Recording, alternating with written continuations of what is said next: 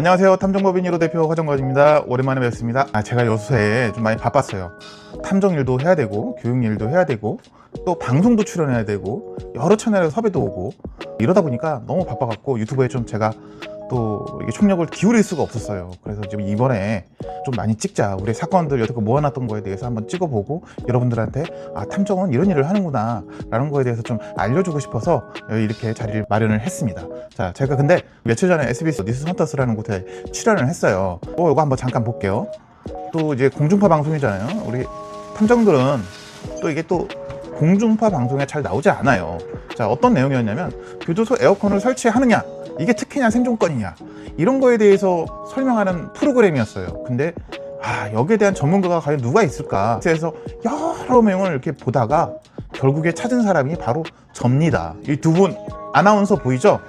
이분 남자분은 좀 그냥 모범생처럼 생겼는데 이 여자 아나운서 정말 예쁘시더라고요. 제가 나오죠? 제가 분장실에 또 이 공중파 방송은 분장실에 서 분장을 또 해야 한다고 하더라고요. 그래서 그 분장사가 저한테 꼭 박혜수 닮았으니까 좀 박혜수처럼 좀 해달라 하니까 이런 말을 좀 하더라고요. 그리고 제가 뭐 이런 얘기를 하더라고요. 또 왜 교도관에서 탐정으로 바꿨냐 뭐 이런 얘기를 했는데 제가 교도관이라는 게 그렇게 썩 물론 좋죠. 국민의 그런 공안적인 그런 범죄자를 또 예방하고 또 범죄자를 또 양성하는 데를 방해해야 되고 뭐 여러 가지 하는 일이 많고 존경스럽습니다. 경찰도 마찬가지고요. 판사도 검사도 마찬가지고. 하지만 탐정이 제가 왜 탐정을 했냐면 여러분 교도관이 딱 되잖아요.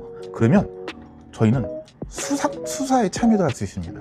수사를 참여하잖아요. 그럼 수사 기법을 알아요. 그리고 그 수용자를 데리고 와서 또 면담하면서 걔네들이 어떠한 범죄를 어떻게 저질렀는지 진실적으로 또 저희한테 또 얘기를 해줘요. 그리고 이 사람이 또 재판을 받잖아요.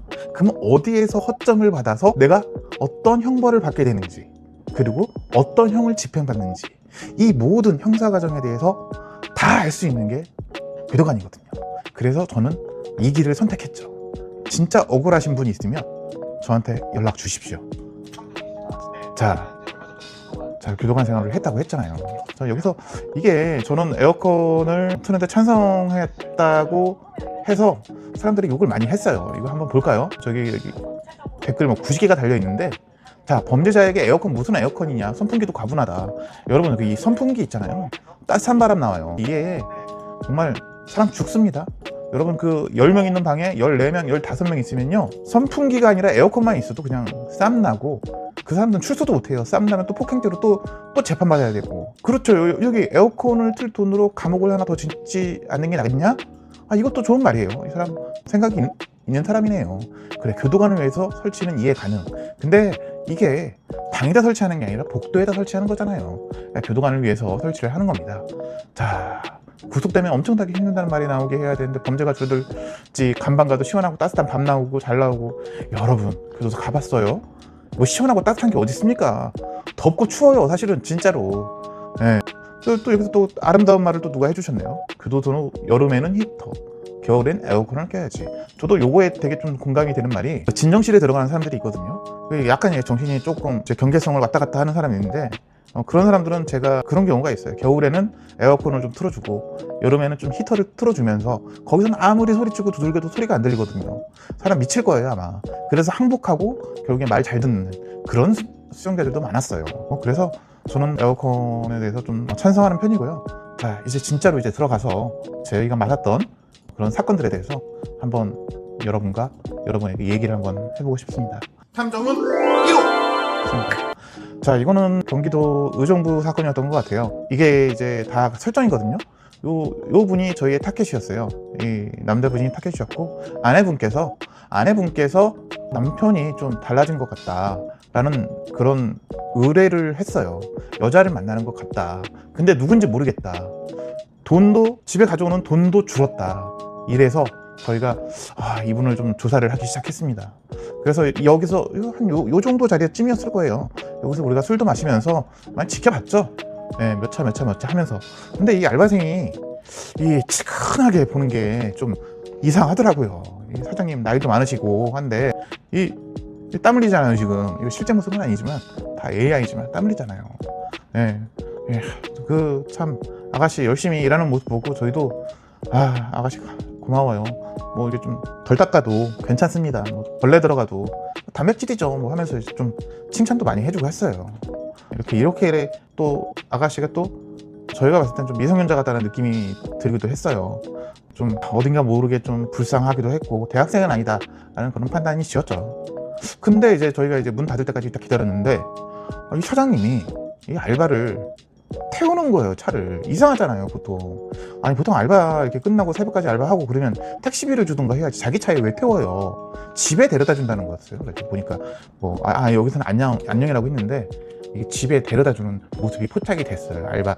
그래서 저 설마 우리는 이런 건 아니겠지. 사장이 설마 알바하고 관심이 있나? 했는데 그 다음날 남편이 이제 그 휴무 날이죠. 그 여자를 만난 거예요. 여자도 이쁘게 입고 오고 남자도 예쁘게 입고 오고. 저도 따라다녔죠. 이렇게 막 서로 되게 눈빛이, 우리는 눈빛만 봐도 알잖아요. 좋아하고 사랑하고 뭐 하는지. 근데 둘의 눈빛은 그런 사장과 직원의 그런 관계는 아니었어요. 그냥 어느 바닷가까지 가가지고 서로 팔짱 끼고 이거 보고 나서 저희는 이제 확신이 들었습니다. 이 남자가 만나는 여자는 아르바이트생이고 이 아르바이트생은 단지 알바비만 받는 게 아니라 이 남자한테 스푼까지 받고, 그렇기 때문에 가게에 매출이 좀 줄었을 수도 있죠. 집에 갖다 주는 매출이. 물론 그때 그 맥주집은 호황이었어요. 아마 알바 덕분이었을 거예요. 사장도 좋잖아요. 둘이 이렇게 또 좋은 데 나와서 회도 먹고 좀 카페도 들리고 막 이런 모습들을 저희가 다 한 장 한 장 찍었죠. 그러더니 이제 결정적인 순간은 여자가 이렇게 그 사장님한테 뽀뽀를 하더라고요. 저희가 이 찰나에 이 뽀뽀를 하는 모습을 찍는 탐정은요 진짜 1급 탐정입니다. 왜? 뽀뽀는 1초만 해도 이루어질 수 있거든요. 근데 그 모습을 딱 포착해서 딱 정확히 딱 찍었다는 그런 탐정이 정말 1%의 탐정이다. 저는 그렇게 생각을 합니다. 그래서 이제 서로 이제 또 차를 태워주고 이 밤에 으슥한 데를 가더라고요. 이분들은 모텔 가는 분들이 아니에요. 정말 모텔을 가지 않고 그럼 도대체 이 사람들은 연인인데 관계를 어떻게 할까 의심스러웠어요. 몇 날 며칠을 따라다녔는데도 꼭 그 장소, 그 자리, 그 차가 없는 그런 외진 곳에 둘이서 한 30분에서 1시간 정도 이렇게 있는 거예요. 저희는 어쩔 수 없었어요. 그 현장을 찾기 위해서는 우리가 뭐 차 문을 열 수도 없고 또 개인 프라이버시 그런 것도 있고, 그래서 그 시간대에 우리 의뢰인한테 얘기를 했죠. 그 시간대에 한번 선생님께서 스페어 키가 있으면 가서 직접 한번 현장을 덮쳐야 된다, 이런 얘기를 한번 했습니다. 그랬더니 사모님이 한번 놀래더라고요.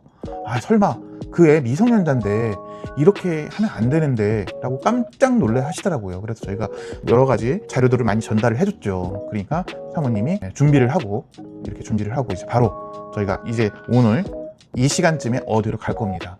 그때 신호를 주시면 나오세요 라고 해서 그 장모님하고 와이프하고 같이 현장을 급습하게 됐습니다. 이렇게 급습하게. 사실은 여자가 앞쪽에 앉았어요. 저는 AI이기 때문에 이게 좀 그랬던 거고요.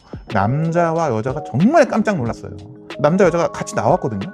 근데 진짜 남편 막 끌고 저쪽으로 가고, 장모님은 저 여자하고 막 싸우고, 저 보이시죠? 저 흰 휴지 같은 거 그거 다 증거물로 잡아가지고요. 자, 이 현장은 마무리가 됐어요. 남편은 봐달라고 하고 막 이렇게 막 용서까지 빌더라고요. 자, 근데 여기서 우리는 문제점이 있습니다. 이 남자가 그냥 일반인과 그런 불륜이었다. 그러면 쉽게 끝날 문제였대요. 쉽게 끝날 문제가 아니었습니다. 이거는 왜? 이거는 청소년, 그러니까 아청법에 관련된 범죄였거든요.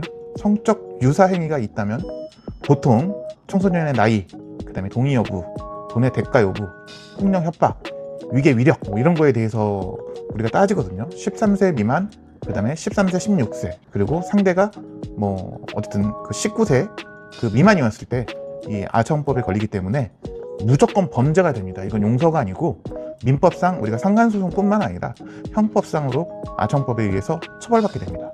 그래서 자, 여기서 보면 16세 이상 19세 미만 청소년이라면 단순히 서로 동의했다는 관계만으로 항상 처벌되지 아니하지만 처벌 가능성이 높다. 자, 돈, 술값, 선물, 숙박비, 용돈, 대가가 오고 갔잖아요. 그렇기 때문에 이 사람들은 굉장히 중하게 처벌받고요.